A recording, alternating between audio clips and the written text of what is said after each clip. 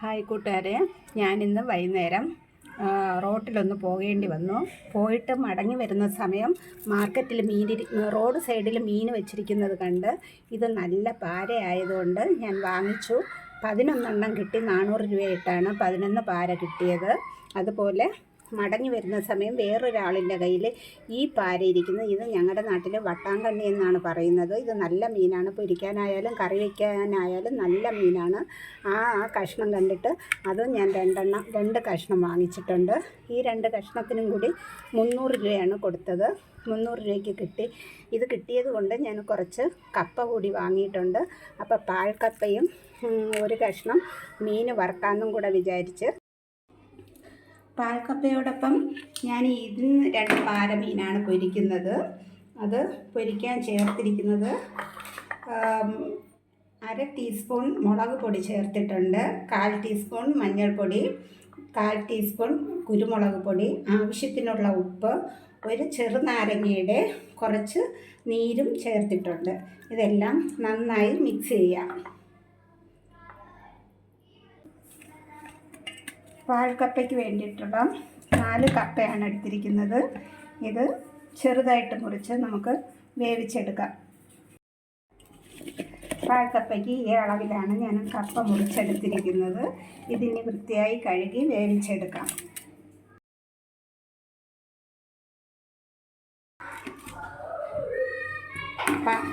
പാൽക്കപ്പയ്ക്ക് ചേർക്കാനായിട്ട് ഞാൻ എടുത്തിരിക്കുന്നത് ഒരു 8-10 ചെറിയ ഉള്ളി എടുത്തിട്ടുണ്ട്, ഒരു ചെറിയ പീസ് ഇഞ്ചി എടുത്തിട്ടുണ്ട്, 3 പച്ചമുളക് എടുത്തിട്ടുണ്ട്. ഇത് ചെറുതായിട്ടൊന്ന് ചതച്ചെടുക്കാം. ഈ 3 ഐറ്റവും ചെറുതായിട്ടൊന്ന് ചതച്ചെടുക്കാം.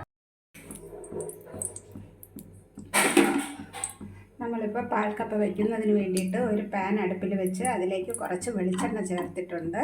വെളിച്ചെണ്ണ ചൂടായിട്ടുണ്ട്. അതിലേക്ക് നമ്മൾ എടുത്തു വെച്ചിരിക്കുന്ന ചെറിയ ഉള്ളി, ഇഞ്ചി, പച്ചമുളക് എല്ലാം കൂടി ഒന്ന് നമ്മൾ ഇതിലോട്ട് ചേർത്ത് കൊടുക്കുക. അതിന് മുമ്പായിട്ട് കരിവേപ്പില കൂടെ ചേർത്ത് കൊടുക്കുക.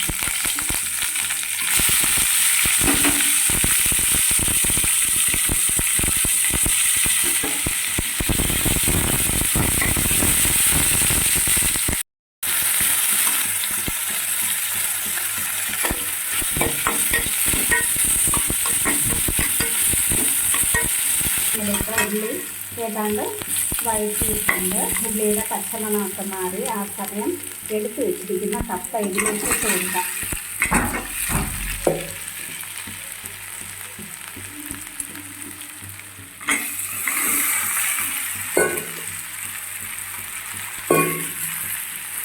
ഉടച്ചു കൊടുക്കാം. ഇതിൽ ആവശ്യത്തിനുള്ള ഉപ്പ് ചേർത്തിട്ടുണ്ട്.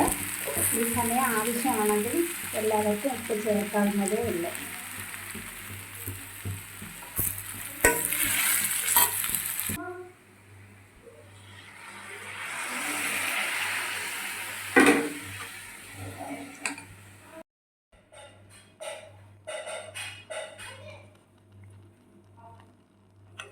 ഇപ്പോൾ നമ്മുടെ പാൽക്കപ്പ റെഡി ആയിട്ടുണ്ട്.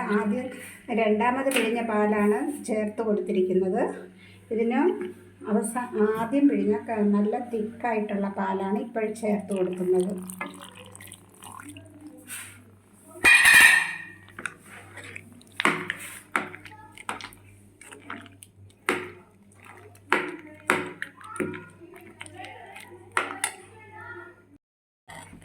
ഇപ്പോൾ നമ്മുടെ പാൽക്കപ്പ റെഡിയായി കഴിഞ്ഞ് ഇതിനി വാങ്ങിയെടുക്കാം.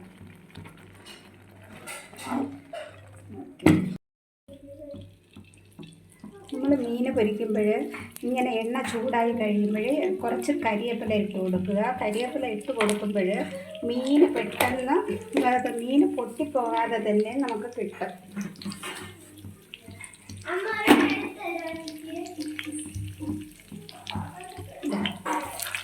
ഞങ്ങൾ ഇങ്ങനെയാണ് മീൻ പൊരിക്കുന്നത്.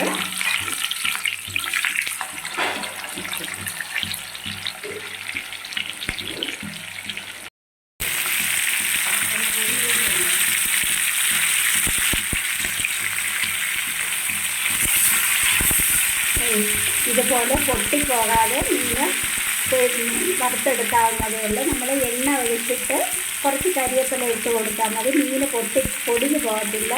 പിന്നെ ഇത് ഞാൻ പൊരിക്കുന്നത് വെളിച്ചെണ്ണയിലാണ് പൊരിക്കുന്നത്. അപ്പം മീനിന് നല്ല ടേസ്റ്റ് ആയിരിക്കും. പൊതുവേ ഈ മീൻ നല്ല ടേസ്റ്റുള്ള മീനാണ്. ഇതാ നമ്മുടെ പാര പൊരിച്ചതും പാൽക്കപ്പയും റെഡി ആയിട്ടുണ്ട്.